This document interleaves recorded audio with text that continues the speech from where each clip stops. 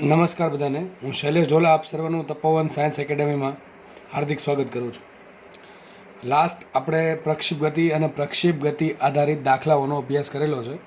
આજે આપણે પ્રક્ષેપ ગતિનો તમારે ચોપડીમાં જે દાખલો આપેલો છે એનો અભ્યાસ કરીએ. ચાલો, તો દાખલો છે એક્ઝામ્પલ 4.16. બરાબર. રકમ કે ગાઢ આપની છે કે ક્રિકેટનો કોઈ ખેલાડી દડાને 100 મીટર જેટલા મહત્તમ સમક્ષિતિજ અંતર સુધી ફેંકી શકે છે. આમાં ઘણું બધું કહી ગયા આપણને કે ભાઈ 100 મીટર જેટલા મહત્તમ સમક્ષિતિજ અંતર સુધી ફેંકી શકે છે. તો આ ખેલાડી આ દડાને જમીનથી ઉપર તરફ, આમ વાંચવાનું છે, આ દડાને જમીનથી ઉપર તરફ કેટલી ઊંચાઈ સુધી ફેંકી શકે. બરાબર. માનો કે તમારામાંથી કોઈકને કહેવામાં આવે અને દડો હાથમાં આપી દેવામાં આવે તો જોયું કે ભાઈ કોઈ વ્યક્તિએ, કોઈ વિદ્યાર્થી દડો ફેંકો તો એ વધુમાં વધુ 100 મીટર જેટલો દૂર દડાને ફેંકી શકે. આનાથી વધારે દૂર દડાને ફેંકી શકતો નથી. તો ક્વેશ્ચન એમ છે કે આ જ વિદ્યાર્થી દડાને ઉપર તરફ ફેંકવું હોય, ઉપર તરફ, બરાબર, જમીનથી ઉપર તરફ ફેંકવું હોય તો વધુમાં વધુ કેટલી ઊંચાઈ સુધી ફેંકી શકશે, એવો દાખલો છે. ચલો, તો અહીંયા એક શબ્દ છે મહત્તમ સમક્ષિતિજ અંતર. એટલે ખબર પડી કે આપણને અવધિ છે, પણ અવધિમાં પછી કેવી છે? મહત્તમ અવધિ. કે વધુમાં વધુ અવધિ આ વિદ્યાર્થીના હાથ વડે વધુમાં વધુ અવધિ કેટલી મળે? 100 મીટર મળે. હવે આપણે અવધિ યાદ કરીએ. ચલો, સૂત્ર શું છે અવધિનું? તો આપણને ખબર છે સૂત્ર અવધિનું. આર બરાબર શું આવે? આર બરાબર આવશે v0² sin 2θ અપોન g. આવું આપણને સૂત્ર ખબર છે. બરાબર. અવધિ કોને કહેવાય?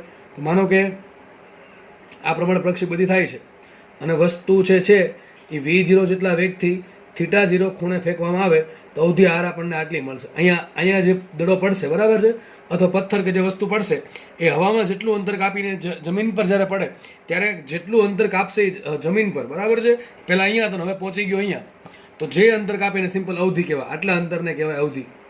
હવે ક્વેશ્ચન એમ છે, સમજો, ચલો v0 હું ફિક્સ કરી દઉં. બરાબર. v0 ફિક્સ કરી દઉં તો મારા હાથમાં θ0 છે. હું કયા ખૂણે પદાર્થને ફેંકું કે પદાર્થ સૌથી દૂર જાય? વિચારો. હું શું કહું છું ધ્યાનથી સમજો કે v0² તો ફિક્સ કરી નાખો, આપણે g ફિક્સ કરી નાખો. તો તમે થીટા બદલશો ને, θ0 લખી નાખો અહીંયા, θ0 બદલશો તો પણ અવધિ બદલશે. તમે 30 ડિગ્રીના ખૂણે મૂકો, 35 ડિગ્રીના ખૂણે ફેંકો છો, 45 ડિગ્રીના ખૂણે ફેંકો, 60 ડિગ્રીના ખૂણે ફેંકો, 75 ડિગ્રીના ખૂણે ફેંકો, આમ અલગ અલગ ખૂણે પદાર્થને ફેંકો તો તમને અવધિ અલગ અલગ મળશે. કારણ શું? અરે અવધિના સૂત્રમાં જ ખૂણો આવે છે. બરાબર છે. તો હવે ક્વેશ્ચન એવો થાય, ધ્યાનથી સમજજો, ક્વેશ્ચન એવો થાય, આ ક્વેશ્ચન બહુ બધી વખત બોર્ડમાં પૂછાય છે. હવે ક્વેશ્ચન એવો થાય કે ભાઈ સર હું કયા ખૂણે ફેંકું કે અવધિ વધુમાં વધુ મળે? હું કયા ખૂણે ફેંકું કે જેથી અવધિ વધુમાં વધુ મળે? તમે જોઈ શકો છો અહીંયા, તમે ખૂણો બદલશો તો ભાઈ અવધિ બદલી જશે. ભલે એક વેગ એકનો એક રાખો, પણ ખૂણો બદલશો 30 ડિગ્રી, 13 ડિગ્રી, 15 ડિગ્રી, 36 ડિગ્રી, ટૂંકમાં કોઈ પણ ખૂણો, બરાબર, 0 થી લઈને 90 ડિગ્રી વચ્ચેનો કોઈ પણ ખૂણો હશે તમે, બરાબર છે, એમાં અલગ અલગ ખૂણા માટે અવધિ અલગ અલગ મળશે. તો ક્વેશ્ચન એવો થાય આપણને, સિમ્પલ ક્વેશ્ચન એવો થાય કે સર આ ખૂણો કેટલો હોવો જોઈએ કે જેથી અવધિ વધુમાં વધુ મળે? તો સિમ્પલ વસ્તુ છે. હું તમને એમ પૂછું કે સાઇન થીટાની વધુમાં વધુ કિંમત કેટલી? જુઓ, સમજો શાંતિથી. આપણે સાઇનનું સર્કલ ભણેલા છીએ, બરાબર છે. સાઇનની કિંમત અહીંયા 0 હોય, અહીંયા સાઇનની કિંમત 1 હોય, અહીંયા કિંમત પાછી 0 હોય, અહીંયા કિંમત -1 હોય. આપણે બધાને ખબર છે આ સાઇનનું સર્કલ છે, બરાબર છે. તો જેમ જેમ જેમ પહેલા ચરણમાં ઉપર જશું એમ સાઇનની કિંમત વધુમાં વધુ 1 આવે. કેટલી આવે? વધુમાં વધુ 1 આવે. તો વિચારો, સાઇનની અંદરનો ખૂણો, જો તમે સમજો, તમે થીટા કંઈક એ ટાઈપનું એડજસ્ટ કરો. હવે આપણને ખબર છે કે સાઇનની કિંમત કોની વચ્ચે આવે? 0 થી 1 ની વચ્ચે આવશે. આપણે પહેલા ચરણની વાત કરીએ, ખૂણો 0 ડિગ્રીથી 90 ડિગ્રી રાખીએ, ખૂણો 0 ડિગ્રીથી 90 ડિગ્રી રાખીએ પ્રક્ષેપ કોણ, બરાબર છે. પ્રક્ષેપ કોણ 0 ડિગ્રીથી 90 ડિગ્રી હોય નોર્મલી, બરાબર. હવે ખૂણો પ્રક્ષેપ કોણ 0 થી 90 વચ્ચે હોય એમાં આપણને ખબર છે સાઇનની કિંમત કેટલી મળે? 0 થી લઈને 1 ની વચ્ચે. હવે તમે સમજો, સાઇનની કિંમત જેટલી મોટી એટલો અંશ મોટો. સમજો શાંતિથી, સાઇનની કિંમત જેટલી મોટી એટલો અંશ મોટો. અંશ મોટો એટલે જવાબ મોટો, એટલે અવધિ મોટી. જો કોઈ વસ્તુ છેદમાં હોય ને તો છેદ જેમ જેમ મોટો થાય એમ જવાબ ઘટતો જાય, અને અંશ જેમ જેમ મોટો થાય એમ જવાબ વધતો જાય. સિમ્પલ વસ્તુ છે. તો મારે અવધિ વધારવી હોય તો મારા હાથમાં બે વસ્તુ છે, એક તો v0 છે ને એક ખૂણો છે. હવે v0 ચલો અચળ રાખીએ તો વધુ શું? ખૂણો. હવે ખૂણાને આપણે એ ટાઈપનું એડજસ્ટ કરવાનું છે કે અવધિ વધુમાં વધુ મળે.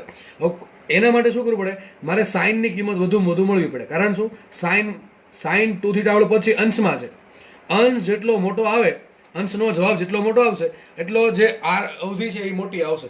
તો હવે આપણે વિચાર કરવાનો એવો રહ્યો છે કે ભાઈ સાઇનની કિંમત વધુમાં વધુ કેટલી આવે? તો સિમ્પલ, આપણે ખબર છે સાઇનની કિંમત વધુમાં વધુ આવે 1. કેટલી આવે? વધુમાં વધુ 1 આવે. સાઇનની કિંમત ઓલવેઝ કેટલી હોય? પહેલા ચરણમાં 0 થી લઈને 1 ની વચ્ચે. બરાબર છે? તમે થીટા 0 0 મૂકો તો સાઇન 0 0 થઈ જશે. બરાબર? 2 ગુણ્યા 0 0 થઈ જશે. હવે વિચારો, લખું છું તમારે સમજણ માટે. અવધિ આર મહત્તમ મેળવવા માટે સાઇન 2 થીટા 0 બરાબર વધુમાં વધુ મેળવે. ચલો આપણે કંઈક એવો ખૂણો પસંદ કરીએ કે આની કિંમત વધુમાં વધુ થઈ જાય. વધુમાં વધુ થાય કેટલી? 1 થાય, એનાથી વધારે થાય નહીં. સાઇન યાદ રાખો, અહીંયા ભલે ગમે એ ખૂણો હોય, બરાબર, ખૂણો ગમે એ હોય, સાઇનની કિંમત કોઈ દિવસ 1 થી વધે નહીં. તો મારે સાઇન 2 થીટાની કિંમત વધુમાં વધુ 1 મળશે. વિચારો, આ સાઇનની અંદરનો ખૂણો કયો છે? 2 થીટા 0. સાઇનની અંદરનો ખૂણો છે 2 થીટા 0. હવે સાઇનની અંદરનો ખૂણો કેટલો હોય તો 1 આવે? 90 ડિગ્રી. યાદ રાખો, આપણે ખબર છે કે સાઇન 90 ડિગ્રીની કિંમત 1 આવે. કેટલી આવે? 1 આવે. બરાબર છે? તો મને ખબર પડી ગઈ કે સાઇન 2 થીટા 0 બરાબર 1 હોય તો 2 થીટા 0 બરાબર કેટલા હશે? 90 ડિગ્રી હશે. સમજ પડે કે ના પડે? ફરતી સમજો. મારે અવધિ મહત્તમ કરવાની છે. મારા હાથમાં V0 છે ને થીટા 0 છે. આપણે V0 ઘડીક સાઈડમાં રાખીએ તો મારી પાસે એક જ વસ્તુ છે, થીટા 0. મારે થીટા 0 ને એ પ્રમાણે એડજસ્ટ કરવાનું છે કે જેથી અવધિ મહત્તમ મળે. હવે અવધિ મહત્તમ મેળવવા માટે સાઇન અંશમાં છે તો સાઇનની કિંમત વધુમાં વધુ થવી જોઈએ. હવે સાઇનની વધુમાં વધુ કિંમત આપણે ખબર છે કેટલી થાય? 1 થાય. 1 થી કોઈ દિવસ સાઇનની કિંમત વધે નહીં. બરાબર છે? તો સાઇનની કિંમત વધુમાં વધુ આપણે 1 મૂકી દીધી. હવે નક્કી એ કરીએ કે થીટા 0 કેટલા હોય? આપણને ખબર છે સાઇનની કિંમત 1 ક્યારે થાય? ભાઈ અંદરનો ખૂણો 90 ડિગ્રી હોય તો અંદરનો ખૂણો કયો છે? 2 થીટા 0. તો 2 થીટા 0 બરાબર શું મૂક્યું મેં? 90 ડિગ્રી મૂક્યા. તો મને એમ કહો થીટા 0 કેટલા આવશે? 90 ડિગ્રી ભાગ્યા 2 45 ડિગ્રી. તો યાદ રાખજો, ઘણી મહત્વની શરત મળી કે ભાઈ તમારી પાસે એક દડો છે, એ દડાને તમારે એ પ્રમાણે ફેંકવાનો છે. વેગ ચલો એમ રાખશું, આપણે અચલ રાખશું. એ પ્રમાણે ફેંકવાનો છે, એવા ખૂણે ફેંકવાનો છે કે જેથી એ સૌથી દૂર પડે. તો કયા ખૂણે ફેંકશો? 45 ડિગ્રીના ખૂણે. કયા ખૂણે ફેંકશો? 45 ડિગ્રીના ખૂણે ફેંકશો તો તમને અવધિ મહત્તમ મળશે. ઘણા કહેશે તમે આગળનો દાખલો ગણાવ્યો હતો, બરાબર છે, પેલો છત વાળો, એમાં તો આપણે કંઈક ખૂણો 33.5 ડિગ્રી જેવો કંઈક આવ્યો હતો. અરે વાલા, એમાં પ્રોબ્લેમ એ હતી કે આપણે 45, જો એમાં કંઈક આવું હતું કે દડો છે ને આપણે 33 પોઈન્ટ સમથિંગ કંઈક આવ્યું, લગભગ 33.6 ડિગ્રી જેવું આવ્યું હતું. 33.6 ડિગ્રી ફેંકીએ ને તો દડો અહીંયા અટકી જતો હતો. હવે આપણે મારે ફેંકવો તો 45 ડિગ્રી જ છે, પણ પ્રોબ્લેમ એમ છે કે હું 45 ડિગ્રીએ ફેંકીશ ને તો દડો અટકી જશે. કોને? છતને. તો દડો અહીંથી નીચે આવી જશે. પણ મારે શું કરવાનું હતું? દાખલામાં, આગળના દાખલામાં ચોખ્ખું કીધું હતું કે દડો છે એ છતને અથડાયા વગર દૂર જવો જોઈએ. બરાબર? તો અવધિ કેટલી મળે? એટલા માટે ત્યાં પ્રોબ્લેમ એ હતી કે હું 45 ડિગ્રીના ખૂણે ફેંકી શકતો નહોતો. બરાબર છે કે નહીં? પણ અહીંયા તો આખું આકાશ ખુલ્લું પડ્યું છે, અહીં થોડી છત છે. બરાબર? એટલે મારે વિચાર યાદ રાખજો, આ બહુ આઈએમપી સ્ટેટમેન્ટ છે કે મારે અવધિ મહત્તમ મેળવવી હોય તો મારે પદાર્થને, બરાબર છે કે પદાર્થને મારે સૌથી દૂર મોકલવો હોય તો 45 ડિગ્રીના ખૂણે એને ફેંકવો જોઈએ. બરાબર છે? ક્રિકેટમાં છે ને શોટ લાગે ને, મને કે વેગ ઓછો હોય ને તો ઘણી વખત 6 હોય જાય. કારણ એ છે કે દડો બેટ સાથે 45 ડિગ્રીના ખૂણે અથડાઈને શોટ લાગે ને તો દડો સૌથી દૂર જાય. બરાબર? આ રીઝન છે. તમે 45 કરતાં ઓછો ખૂણો રાખશો તોય અને 45 કરતાં વધારે ખૂણો રાખશો ને તોય અવધિ હંમેશા આના કરતાં ઓછી જ મળશે. જેટલી અવધિ 45 ડિગ્રીના ખૂણે મળશે એટલી અવધિ બીજા કોઈ પણ ખૂણા માટે મળે નહીં. ખૂણો પછી 45 થી વધારે હોય કે ઓછો હોય. તો યાદ રાખો, લખજો, ખાસ યાદ રાખજો કે અવધિ, તો લખી નાખો, મહત્તમ અવધિ મેળવવા માટે પ્રક્ષિપ્ત કોણ કેટલો હોવો જોઈએ? થીટા 0 બરાબર 45 ડિગ્રી હોવો જોઈએ. આવો તમને પ્રશ્ન બોર્ડમાં પૂછાય MCQમાં કે અવધિ મહત્તમ મેળવવા માટે ખૂણો કેટલો હોવો જોઈએ? 45 ડિગ્રીના ખૂણે. બરાબર? હવે આપણે આ તો ચલો, આ તમને મેં દાખલામાં સમજવા માટે ભેગું કર્યું છે. જો મેં તમને પહેલાં કીધું હતું NCERT દાખલા છે ને બહુ ઓલા આપ્યા છે. ટૂંકમાં એક દાખલામાં ઘણું બધું મારે સમજાવવું પડે એવા દાખલા છે. બરાબર? જો વિચારો, આપણે એક શબ્દ સમજવા માટે આટલી બધી માથાકૂટ કરી. સમજ પડે કે નહીં? હવે આપણે દાખલામાં જઈએ. ચલો, દાખલો શું કહે છે? ક્રિકેટનો કોઈ ખેલાડી દડાને 100 મીટર જેટલી મહત્તમ સમક્ષિતિજ અંતર સુધી ફેંકી શકે છે. જો મને 100 મીટર અંતર આપી દીધું છે, મને એમ કહી દીધું મહત્તમ અવધિ છે, તો મને મહત્તમ અવધિ હોય તો ખૂણો કેટલો હશે? 45 ડિગ્રી હશે. તો મને વેગ મળે કે ના મળે? ચલો, વેગ મને મળી જશે. બરાબર છે? તો ક્વેશ્ચન એમ છે, આ જ ખેલાડી આ દડાને જમીનથી કેટલી ઊંચે સુધી ફેંકી શકે છે? દાખલો આપણે નેક્સ્ટ પેજમાં ગણું છું. રકમ વાંચીને આપણે લખતા જઈએ. ચલો, રકમમાં મને એમ કીધું છે કે કોઈ ખેલાડી લઈ લો, બરાબર, ક્રિકેટનો કોઈ પ્લેયર છે, એ વધુમાં વધુ આટલો દડો દૂર ફેંકી શકે. કેટલો? 100 મીટર સુધી. એના હાથની તાકાત જ નથી એટલી. કે આનાથી વધારે દડો છે એ દૂર ફેંકી શકે, બરાબર, પહેલી પીચ પડે ત્યાં સુધીમાં કેટલું દૂર કાપી શકે? વધુ 100 મીટર. તો કંઈક આવું આપણને આપ્યું છે કે ખેલાડી છે, ધારો કે એ V0 જેટલા વ્યક્તિ દડાને ફેંકે છે. કેટલા વ્યક્તિ ફેંકે છે? સપોઝ કે V0 જેટલા વ્યક્તિ દડાને ફેંકો, θ0 ખૂણે, સૌથી મહત્તમ છે R મેક્સિમમ, ટૂંકમાં વધુમાં વધુ કેટલું દૂર ફેંકી શકે? 100 મીટર, બરોબર કે નહીં? તો θ0 કેટલો હશે? 45 ડિગ્રી. બસ આ સમજાવવા માટે મેં તમારી 9 મિનિટ બીજી લીધી. કઈ? કે ભાઈ અવધિ મહત્તમ જોઈતી હોય તો ખૂણો 45 ડિગ્રીનો હોવો જોઈએ. 45 થી ઓછો હોય તો નહીં ચાલે અને વધુ હોય તો નહીં ચાલે, બરાબર છે? તો રકમ આમ ચોખ્ખું કીધું છે કે ખેલાડી છે એ દડાને વધુમાં વધુ 100 મીટર જેટલી મહત્તમ સમક્ષિતિજ અંતર સુધી મૂકી શકે. સૂત્ર શું અવધિનું? તો સિમ્પલ અવધિ સૂત્ર શું છે? R બરાબર V0 સ્ક્વેર sin 2θ0 છેદમાં g. એમાં લખીએ R મેક્સિમમ મેળવવા માટે શું હોવું જોઈએ? θ0 બરાબર 45 ડિગ્રી હોવા જોઈએ. તો મૂકે કિંમત. ચલો તો લખશું આપણે R મેક્સિમમ બરાબર શું આવશે? V0 square sin 2 into theta કેટલા મૂકશું? 45 ડિગ્રી છેદમાં આવશે g. તો વધી આગળ એ આવશે R મેક્સિમમ બરાબર, જો શું થઈ જશે? સાઇન 2 ગુણ્યા 45. તો 2 ગુણ્યા 45 દુ 90, તો આવશે સાઇન 90. અને આની કિંમત કેટલી થઈ જશે? સાઇન 90 ની કિંમત થઈ જશે 1. તો સમીકરણ શું બનશે? V0 સ્ક્વેર છેદમાં g. તો યાદ રાખો મહત્તમ અવધિ છે એ કોના પર ડિપેન્ડ કરે? માત્ર ને માત્ર વેગ પર. કોના પર? પ્રક્ષિપ્ત અથવા પ્રારંભિક વેગ પર. હવે R મેક્સિમમ કેટલા આપ્યા? વધુમાં વધુ 100 મીટર. ટૂંકમાં જે ખેલાડી છે એની હાથની જે તાકાત છે, બરાબર, ટૂંકમાં પ્રારંભિક વેગ આપવાની તાકાત કેટલી છે? 100 મીટર સુધીની છે. તો આપણે મૂકીએ V0 સ્ક્વેર છેદમાં g. તો આ g એક કામ કરીએ 100 વડે ગુણી નાખીએ, બરાબર છે? તો V0 સ્ક્વેર બરાબર શું આવશે? લખી દઈએ V0 સ્ક્વેર બરાબર 100 ગુણ્યા g. હવે તમે g બરાબર 9.8 લઈ લો તો ચાલશે અને 10 લે તો ચાલશે. કામ કરીએ આપણે 9.8 જ લઈ લઈએ, બરાબર છે? તો g બરાબર શું મૂકો? g બરાબર મૂકો 9.8 મીટર પર સેકન્ડ સ્ક્વેર. અને 9.8 ગુણ્યા 100 થશે 980. કેટલો આવશે? 980. તો મને મળી ગયો શું? V0 square. V0 સ્ક્વેર મને મળ્યા 980. હવે તમારે જો જોવું હોય તો આનું વર્ગમૂળ કાઢશો તો V0 સ્ક્વેર બરાબર 980 હોય તો V0 નું વર્ગમૂળ આવશે, સોરી 980 નું વર્ગમૂળ શું આવે? તો એનું વર્ગમૂળ તમે કાઢશો કે તો 31 પોઈન્ટ કાંઈક 31 જેવું લગભગ આવશે, બરાબર, મીટર પર સેકન્ડ. આનો મતલબ એમ થયો કે જે ખેલાડી છે એ વધુમાં વધુ દડાને, એનો હાથ જે છે ખેલાડીનો, એ આટલો વેગ આપી શકે. આનાથી વધારે વેગ આપી શકતો નથી. ટૂંકમાં સમજો ને ભાઈ, ખેલાડીની હાથની તાકાત જ એટલી છે, કેટલો વેગ આપી શકે? વધુમાં વધુ આટલો. બાકી એનો હાથ જોટાઈ જશે. સમજ પડે કે નહીં?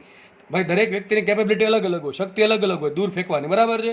કોઈક છે 10 મીટર પર સેકન્ડ દડો ફેંકી શકતો હોય, કોઈક છે 20 ના ફેંકી શકતો હોય, કોઈ 31 થી ફેંકી શકતો હોય, કોઈક 40 થી ફેંકી શકતો હોય. દરેક વ્યક્તિની કેપેબિલિટી અલગ અલગ છે. તો આ જે ખેલાડી છે એ 45 ડિગ્રીના ખૂણે દડો ફેંકશે તો એને વધુમાં વધુ 100 મીટર સુધી દડો જઈ શકે. તો ક્વેશ્ચન સમજો, ક્વેશ્ચન શું છે કે આ ખેલાડી જમીનથી કેટલી ઊંચાઈ સુધી દડાને ફેંકી શકે? વિચારો, તમારા પાસે દડો છે, હું તમને પ્રશ્ન પૂછું, તમારા પાસે દડો છે અને તમારે દડાને એ પ્રમાણે ફેંકવાનો છે કે દડો સૌથી ઉપર જાય, જમીનથી ઊંચાઈ જાય, તો તમે દડાને કઈ દિશામાં ફેંકશો? ધ્યાનથી ભાઈ આન્સર આપજો, બરાબર છે?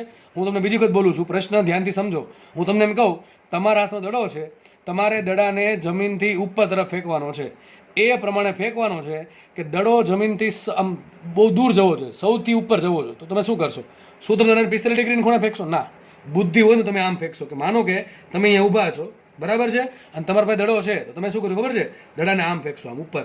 અરે ભાઈ તમે આમ ફેંકશો આમ તો કંઈક અહીંયા કંઈક પહોંચશે, પણ તમે જો આમ ફેંકશો તો કંઈક દડો સૌથી ઉપર જાય, બરાબર? ટૂંકમાં દડાને મારે ફેંકવો હોય સૌથી ઉપર, તો મારે દડાને આ પ્રમાણે ફેંકવો પડે, ઉપર ફેંકવો પડે. ટૂંકમાં કયા ખૂણે? 90 ડિગ્રીના ખૂણે ફેંકવો પડે. જમીન સાથે 90 ડિગ્રીના ખૂણે ફેંકવું તો જ દડો માનો કે સૌથી વધુ અહીંયા સુધી પહોંચે છે. જસ્ટ મિનિટ, માનો કે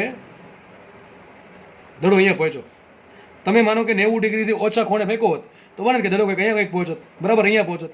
સિમ્પલ બુદ્ધિ છે, સિમ્પલ લોજિક છે કે દડાને તમારે જમીનથી સૌથી ઉપર મોકલવો છે તો કેમ ફેંકવો પડે? સીધો ફેંકવો પડે, જમીનથી ઉપર તરફ સીધો ફેંકવો પડે, તો જ દડો સૌથી ઉપર જશે, બરાબર? તો ક્વેશ્ચન એમ છે ભાઈ કે આ ખેલાડી છે દડાને કેટલી ઊંચાઈ સુધી ફેંકી શકે? સમજો. હવે તમારા પાસે V0 છે, ઓકે, ચલો V0 છે, મારે શોધવી છે આ ઊંચાઈ, એટલે ટૂંકમાં મારે શોધવું છે D. શું શોધવું છે? D. સૂત્ર શું આવે? D બરાબર V0 T plus half AT square. મૂકી દો કિંમત. અથવા એ તો નહીં ચાલે કારણ કે સમય નથી આપણી પાસે.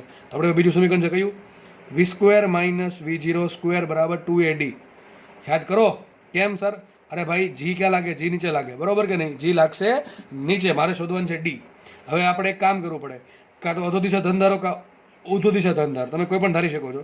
ધારો કે દડો અહીંયા પહોંચ્યો, ભાઈ આવા દાખલા કરાવેલા છે, ભાઈ આવા દાખલા કરાવેલા છે કે ભાઈ તમે આ પ્રમાણે ફેંકો દડો કેટલી ઊંચાઈ પ્રાપ્ત કરશે, મહત્તમ ઊંચાઈ કેટલી પ્રાપ્ત કરશે, બરાબર. આવા દાખલા કરાવેલા છે. ઓકે, જો દડો અહીંયા પહોંચે તો એનો વેગ કેટલો હશે? 0 હશે.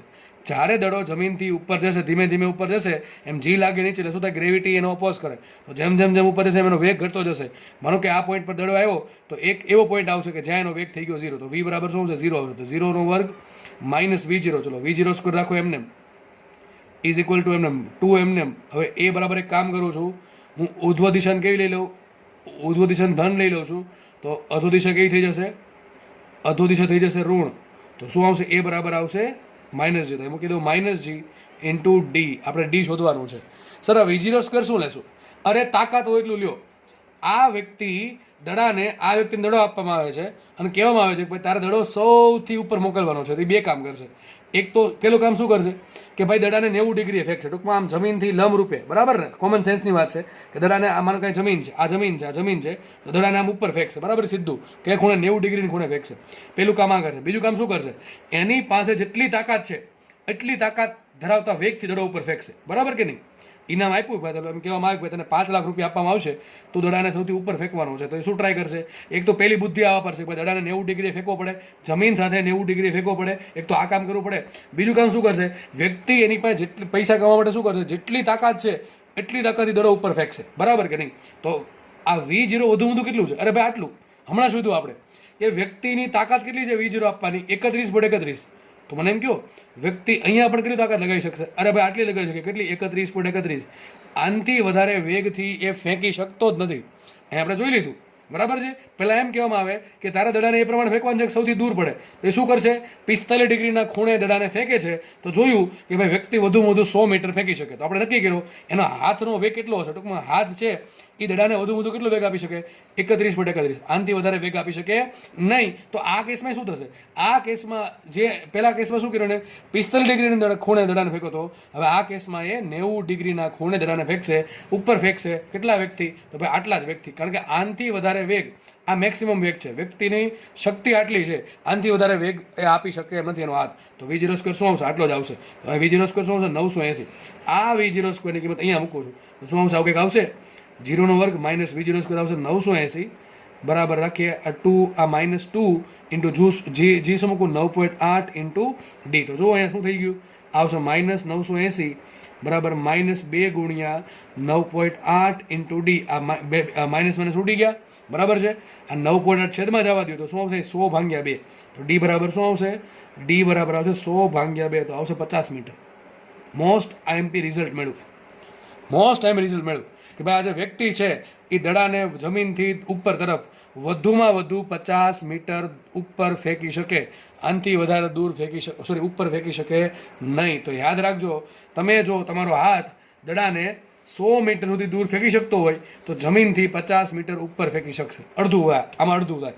પણ આમાં આપણે એક વસ્તુ ધ્યાનમાં રાખવાની છે કે આપણે હવાનો અવરોધ અવગણેલો છે બે કેસમાં, બરાબર. બાકી રિઝલ્ટ થોડાક અલગ આવે. યાદ રાખજો, તમે ડાયરેક્ટ યાદ રાખી શકો છો કે કોઈ વ્યક્તિનો હાથ અથવા કોઈ વ્યક્તિ કોઈ પથ્થરને અથવા પદાર્થને કે દડાને જમીનથી 100 મીટર દૂર ફેંકે, ટૂંકમાં જમીન પર 100 મીટર દૂર ફેંકી શકતો, ટૂંકમાં એની અવધિ 100 મીટર હોય, વધુમાં વધુ અવધિ 100 મીટર હોય, તો એ વ્યક્તિ દડાને ઉપર તરફ 50 મીટર ફેંકી શકે. ટૂંકમાં જેટલું હોય એનાથી અડધો. 200 મીટર કે 100 મીટર આવે, આ 500 મીટર કે 250 મીટર આવે, બરાબર. હંમેશા એટલું જ આવશે. કારણ શું? એ 2 આવે, 2 આવે ને છેદમાં થશે. સમજ પડે કે નહીં? અવધિ સૂત્રમ શું આવે? v0 સ્ક્વેર બાય જી આવે. અહીં સૂત્રમ શું આવે? v0 સ્ક્વેર બાય 2g આવે. અહીં ખાલી v0 સ્ક્વેર બાય જી આવે. અહીં શું આવે? ખાલી v0 સ્ક્વેર બાય જી. વિચારો, ડી તમે ડીને કરતા બનાવો, બરાબર. કોને કરતા બનાવો? ડીને. સૂત્ર શું આવશે? v0 સ્ક્વેર બાય 2g આવશે. એક સૂત્ર શું આવશે? v0 square by 2g. અહીંયા શું આવશે? v0 સ્ક્વેર બાય જી. એટલે અહીંયા અડધું થઈ જશે, બરાબર. આ બેના કારણે સમજ પડે કે ન પડે? તો બસ બહુ સિમ્પલ દાખલો છે, પણ ઘણું બધું સમજવાનું છે આમ. ભાઈ દાખલા ગોખશો તો પ્રોબ્લેમ જ છે, નહીં સેટિંગ આવે, સેટિંગ જ નહીં આવે, બરાબર. એટલે દાખલા ગોખવાના નથી કોઈને. નેક્સ્ટ વસ્તુ ભણીએ આપણે. ચલો, નેક્સ્ટ ટોપિક છે આપણો આ ચેપ્ટરનો છેલ્લો ટોપિક, નિયમિત વર્તુળાકાર ગતિ વિશે માહિતી આપો. તો તમને એમ પૂછાય કે નિયમિત વર્તુળાકાર ગતિના સમીકરણોની તારવણી કરો. બધા ક્વેશ્ચન સરખા જ છે, બરાબર. ચલો આપણે પહેલાં સમજીએ નિયમિત વર્તુળાકાર ગતિ કોને કહેવાય. તો સમજીએ પહેલાં એક વ્યાખ્યા લખી નાખું. જ્યારે પદાર્થ અચળ ઝડપથી વર્તુળાકાર માર્ગે ગતિ કરતો હોય તો તેવી ગતિને શું કહેવાય? નિયમિત વર્તુળાકાર ગતિ કહે છે. તેવી ગતિને શું કહેવાય? નિયમિત વર્તુળાકાર ગતિ. લખીએ આગળ. આ ગતિમાં પદાર્થનો વેગ આપેલ બિંદુએ અથવા આપેલ સમયે વર્તુળાકાર માર્ગને દોરેલા સ્પર્શકની દિશામાં હોય છે. આ ગતિમાં પદાર્થનો વેગ આપેલ બિંદુએ વર્તુળાકાર માર્ગને દોરેલા સ્પર્શકની દિશામાં હોય છે. વેગનું મૂલ્ય એટલે કે ઝડપ અચળ રહે છે, પરંતુ વેગની દિશા સતત બદલાશે. આથી નિયમિત વર્તુળાકાર ગતિમાં ઝડપ અચળ છે, પરંતુ વેગ અચળ નથી. બહુ મહત્વની વાત છે. હવે આપણે બધાએ છે ને લગભગ તમે લોકોએ પેલા મોતના કૂવામાં પેલી બાઇક ચાલતી હોય ને જોયું હશે, બરાબર છે? અથવા માનો કે આપણે વર્તુળ દોરેલા છે, બરાબર છે? માનો કે કોઈ વ્યક્તિ છે અથવા કોઈ વસ્તુ છે, બરાબર, કોઈ ગાડી છે. આ એક વર્તુળાકાર માર્ગ છે, એના પર માનો કે એક જ સ્પીડે જાય છે. ધારો કે એની સ્પીડ અને માનો કે બાઇકમાં સ્પીડ છે 30ની, તો વર્તુળાકાર માર્ગે દરેક જગ્યાએ 30-30ની સ્પીડ હોય. હું ઝડપની વાત કરું, કોઈ વાત કરું ઝડપની. તો આવી ગતિ જે છે ને સિમ્પલ નિયમિત વર્તુળાકાર ગતિ કહેવાય. તો વ્યાખ્યા વાંચો. શું છે વ્યાખ્યા? જો, બે વસ્તુ છે આમાં. એક તો ઝડપ અચળ રહેવી જોઈએ અને માર્ગ કેવો હોવો જોઈએ? વર્તુળાકાર. બસ આવી ગતિ થતી હોય તેને શું કહેવાય? નિયમિત વર્તુળાકાર ગતિ કહેવાય. હજી એક્ઝામ્પલ આપું તમને. માનો કે બધાએ મોતનો કૂવો કદાચ જોયો હોય, ન જોયો તો કંઈ વાંધો નહીં, બરાબર, યુટ્યુબમાં લખજો, આવી જશે.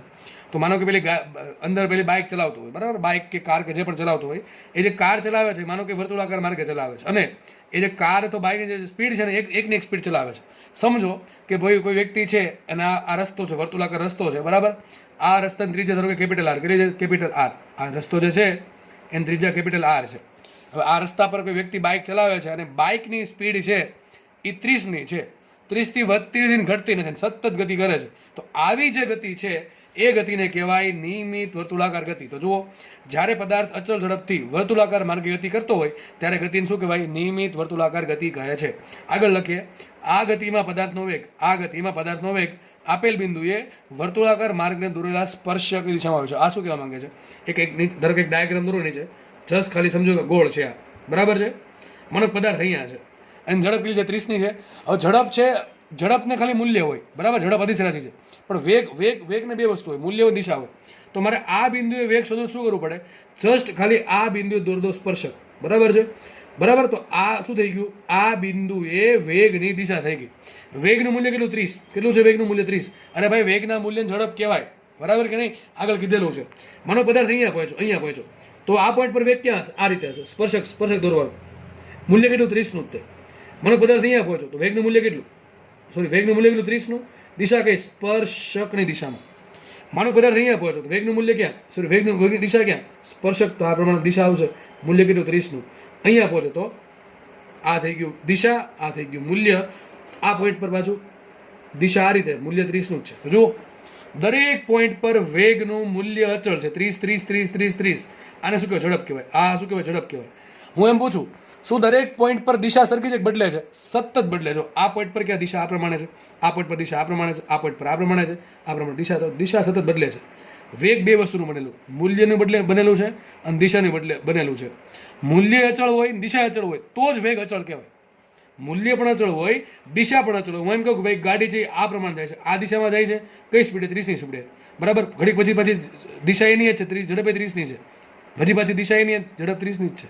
તો આને શું કહેવાય? વેગની દિશા સરખી છે અને વેગનું મૂલ્ય પણ એક જ છે, બરાબર. વેગનું મૂલ્ય બદલતું નથી, દિશા પણ બદલતી નથી. આને શું કહેવાય? અચળ વેગ કહેવાય. શું કહેવાય? આને અચળ વેગ કહેવાય. આને તમે અચળ વેગે કહી શકો, અચળ ઝડપે કહી શકો. પણ આ કેસમાં જુઓ, શું અચળ વેગ કહેવાય? અચળ વેગ ના કહેવાય. કારણ શું?